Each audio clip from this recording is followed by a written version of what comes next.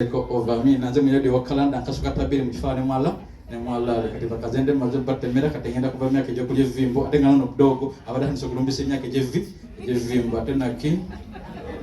kana mwana mwe wale kwesomba akala ke musibete ka bole naye wadali time ya noma netusigala tukyayikira mu ne godi ti mwene wafatako gatake ja tagende atagenda kuba yewa kumansira na kulinya kalenge ngo ufatu bala kusolwa dunia tewegoda obera kumuzuli pakala last year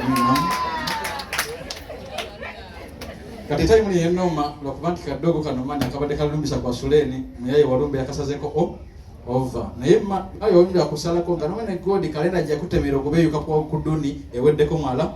ala ate ndiko myaka amina kati otabine rugamba ndi omene godi okusafisa nokutemera mazozo paka last tekiri mu kufumuka nyo ku dunia ne bofuma ko katiri naingo bado beyukira kwa lali erofuna mazozo tena king aona wade dogo agenze kumyaka jatiriri na yetu manyinti abadabekira kwala walali yensonga laki akakosika kulise kale setabiri eza bodde nekaito myahudi wakalanda atulinya kalenge mukumbaka ne mukola ki ne mukumtera mu ne godi amutemere chamale ndamina kati bulazo Paula akabidde nagamba nti mani kino kyekiri mu kujubisa olugojjami kubanga ye pasi okaye hayi ye bypass kutuza kumene go ngochali mu bode ne kuvimba no kumanga tosobola kumune kukave vero ino kwe makula olekoga musimba gane mwala nayo ino kuberanga amanya marampa gegagadda na kati ngobeka kwala libana walite chat no kusalisa pakala last na munene goodinga toso kuita akwise ku besize obenga osobola kugamba nti mane ebyaduni ebyadibiri wabichatusa ku mutuli katika kuweta bode jangwe no mulisofu mwala bana boka mabere no teri walaje tuinza kujache kubagizo na kuguma okujjako wakato wanda nyini bulamu bwaffe kati amasongeri wulidde gano gatugongera essuubi n'okuguma ayina okukkiriza nti omwana ono agenze tetugenda kuddamu mulaba mu mubiri naye bwe tulifa nga tufunye ebisaanyizo ebisaanidde tujja musinkana omukama yekka yasobola otukubagiza mu mbeera ng'eno naye ng'osaba omukama akunyweze mu kukkiriza kuba okukkiriza bwekubanga kwa kitengejja osoomozebwa nnyo mu mbeera ng'eno eyokuziika omwana ono w'emyaka gye bangambye 14 bayizi banne babadde asoma nabo mu ssomero lya Waledi Fatima bato banne babadde asoma nabo wano abamulabye ku makyajjo nga mulamu bulungi jjajjaawe yabadde amujjanjaba nga alaba agenda ssuuka ebibuuzo bisigala bingi naye mu byonna tugamba nti omukama yateekateeka era yatuukiriza atuwa okuguma n'okutegeera ekyo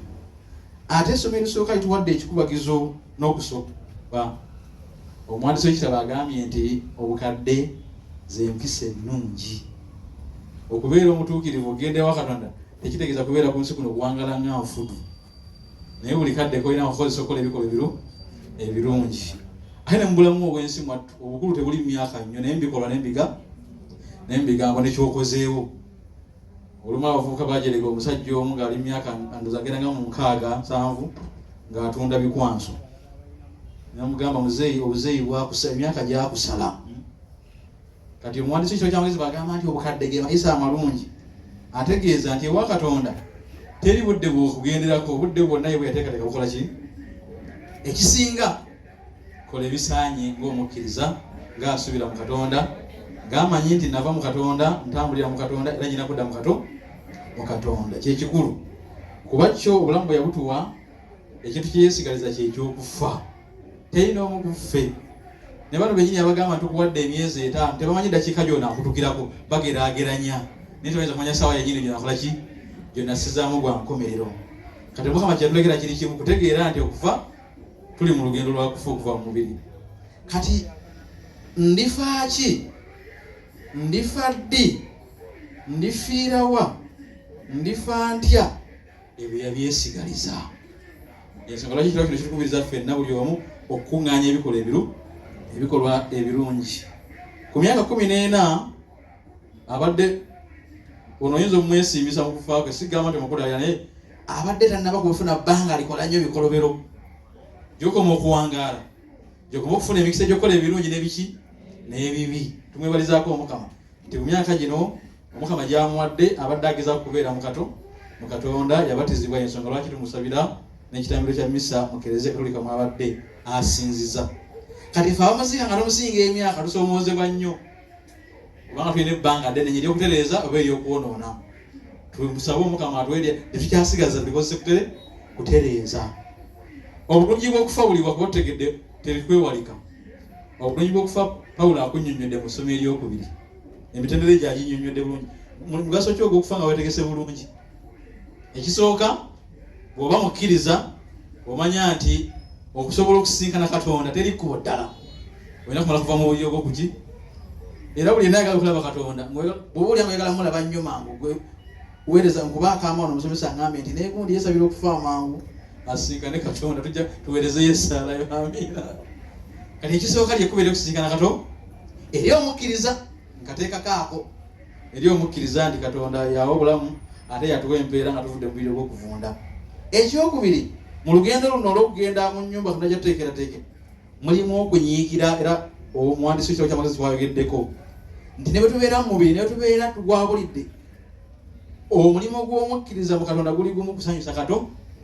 Kati gwe bw'obeera ng'otambula owangalira mu kusanyusa Katonda teweeraliikira budde bwa kufa, teweeraliikira kyonaafa kukutiisa naye tokweraliikira kubanga omanyi nti Omukama wagambira wonna ebiwandiiko byo sitampu zonna ntuufu tekuli kuyakunnasa. Amiina. Tugoberegana bulungi.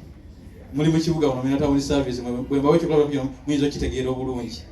Nange natambulirako mu taxi era n'olumu nzitambulira bwe mbasaagadde kuvuga amafuta mangi kujja mu kibuga. Omuvuzi wa taxi bw'abanga emmotoka ye namu bulungi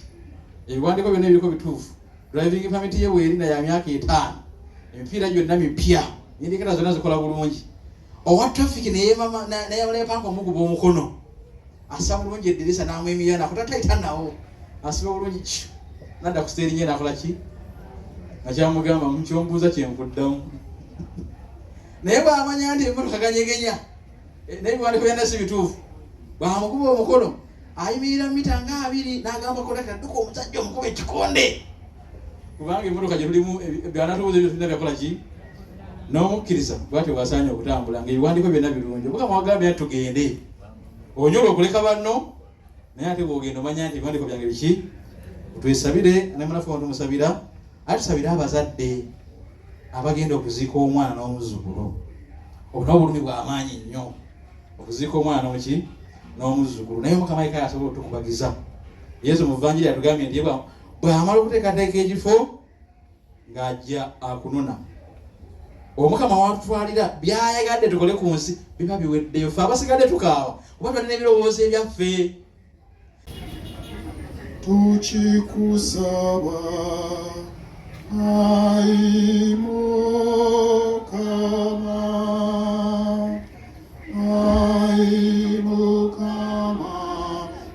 kyemulajje Mukasana Luweero Diocese ekigere ekyo kikyali kito baakakikuba kuba omwaka guno kiweza emyaka 19 awono kikyali kito nnyo ebirungi bye bisinga obungi si biki si bibi kubanga okuwoza gyekuli. Amiina. Nze ndi faaza ba mukyalo eri kati mba nkuŋŋaanya emikolo nga gino oluusi ŋŋendako mu mbeera endala nabo mwandabako naye kati atakutte essimu kulikodinga anyigiriza ine bino byegenda okwogera mufunze toliwekodinga kuba